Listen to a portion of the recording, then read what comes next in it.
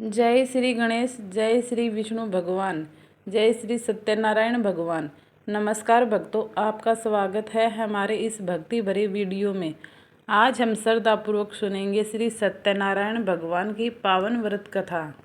मान्यता है कि भगवान सत्यनारायण की कथा श्रद्धा और भक्ति से सुनने तथा पूजा करने से मन को शांति मिलती है और भगत को भगवान का आशीर्वाद प्राप्त होता है। तो आइए बिना देर किए श्री भगवान सत्यनारायण का स्मरण करते हैं और श्रद्धापूर्वक कथा का शुभारंभ करते हैं। ओम नमो भगवते वासुदेवाय, ओम सत्यनारायणाय नमः। प्रथम अध्याय, नारद जी का प्रश्न। एक समय देवर्षि नारद जी तीनों लोकों में भ्रमण करते हुए पृथ्वी लोक पर आए। उन्होंने देखा कि मनुष्य अनेक प्रकार के दुखों और परेशानियों से घिरे हुए हैं। कोई धन की कमी से दुखी था, कोई परिवार की चिंता से और कोई अपने जीवन में आने वाली कठिनाइयों से परेशान था। मनुष्य की यह दशा देखकर नारद जी के मन में करुणा उत्पन्न हुई। वे भगवान विष्णु के पास पहुँचे और हाथ जोड़कर बोले, हे प्रभु, पृथ्वी लोक के मनुष्य अनेक प्रकार के कष्टों से परेशान हैं। कृपया करके ऐसा सरल उपाय बताइए जिससे मनुष्य श्रद्धा और भक्ति के साथ आपके चरणों की शरण लेकर अपने जीवन में सुख और शांति प्राप्त कर सके। भगवान विष्णु ने कहा, हे नारद, पृथ्वी पर मनुष्य के कल्याण के लिए एक अत्यंत पवित्र व्रत है जिसे सत्यनारायण व्रत कहा जाता है। जो व्यक्ति श्रद्धा और सामर्थ्य के अनुसार इस व्रत को करता है और कथा सुनता है, वह भगवान की कृपा प्राप्त करता है। भगवान ने नारद जी को इस व्रत की महिमा बताई। द्वितीय अध्याय, गरीब ब्राह्मण की कथा। एक नगर में एक बहुत गरीब ब्राह्मण रहता था। वह पूजा पाठ करके अपना जीवन किसी तरह चलाता था। एक दिन भगवान श्री सत्यनारायण ने एक वृद्ध व्यक्ति का रूप धारण करके उस ब्राह्मण से पूछा, हे ब्राह्मण, तुम इतने चिंतित क्यों हो? ब्राह्मण ने अपनी गरीबी और परेशानियों के बारे में बताया। तब उस वृद्ध ने उसे सत्यनारायण भगवान का व्रत करने की सलाह दी और कहा, श्रद्धा से भगवान की पूजा करने तथा कथा सुनने से भगवान प्रसन्न होते हैं। ब्राह्मण ने अगले दिन श्रद्धा से भगवान सत्यनारायण की पूजा की और अपनी सामर्थ्य के अनुसार प्रसाद बनाया। भगवान की कृपा से धीरे धीरे उसके जीवन में सुख समृद्धि आने लगी। ब्राह्मण ने आगे भी भगवान का व्रत और पूजा श्रद्धा से जारी रखी। इस कथा से हमें सीख मिलती है कि भगवान की भक्ति में दिखावे से अधिक श्रद्धा और सच्चे मन का महत्व है।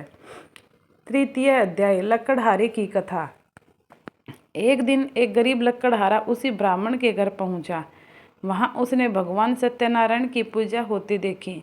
उसने ब्राह्मण से पूछा, आप किसकी पूजा कर रहे हैं और इससे क्या लाभ होता है? ब्राह्मण ने उसे सत्यनारायण भगवान के व्रत की महिमा समझाई। लकड़हारे ने मन में संकल्प लिया कि अगले दिन वह भी भगवान सत्यनारायण की पूजा करेगा। अगले दिन वह जंगल में लकड़ी काटने गया। उस दिन उसे सामान्य से अधिक लकड़ी प्राप्त हुई। वह लकड़ी बेचकर अच्छी आमदनी हुई। उसने भगवान को धन्यवाद दिया और श्रद्धा से पूजा की और प्रसाद बांटा। समय के साथ उसके घर में सुख समृद्धि बढ़ने लगी। लकड़हारे ने समझ लिया कि भगवान की कृपा से उसके जीवन में यह परिवर्तन आया है। चतुर्थ अध्याय, साधु नामक व्यापारी। एक नगर में साधु नाम का एक व्यापारी रहता था। वह अपनी पत्नी लीलावती के साथ सुखी जीवन व्यतीत करता था, लेकिन उनके कोई संतान नहीं थी। एक दिन साधु व्यापारी ने भगवान सत्यनारायण की पूजा की और संतान प्राप्ति की इच्छा से प्रार्थना की। उसने मन में संकल्प लिया कि यदि उसके घर संतान का जन्म हुआ तो वह भगवान सत्यनारायण की पूजा और कथा करवाएगा। कुछ समय बाद उसके घर एक सुंदर कन्या का जन्म हुआ। उसका नाम कलावती रखा गया। संतान प्राप्त होने के बाद व्यापारी अपने काम में व्यस्त हो गया और भगवान से किया हुआ संकल्प पूरा करना भूल गया। समय बीतता गया और कलावती बड़ी होने लगी।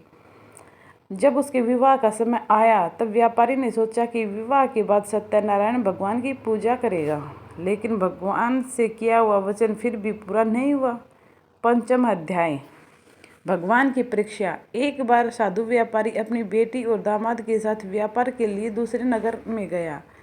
वहाँ उसने व्यापार किया और अच्छी कमाई की, लेकिन भगवान से किया हुआ वचन पूरा न करने के कारण उसे कठिन परिस्थितियों का सामना करना पड़ा।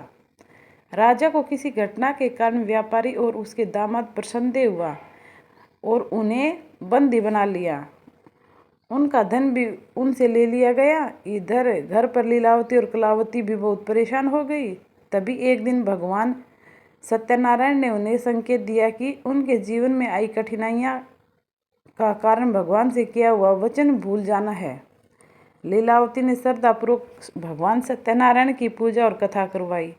भगवान की कृपा से व्यापारी और उसके दामाद को संकट से मुक्ति मिली और उनका धन भी वापस मिल गया।